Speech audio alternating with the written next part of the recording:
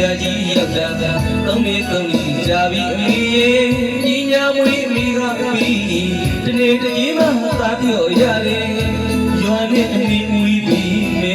ဝါရှိတွေ့လို့တည်းတတိညီညာရှာရင်အပေါင်းစည်းတကယ်ကြီးများနဲ့ကစားကုန်ကစားပြောကြတယ်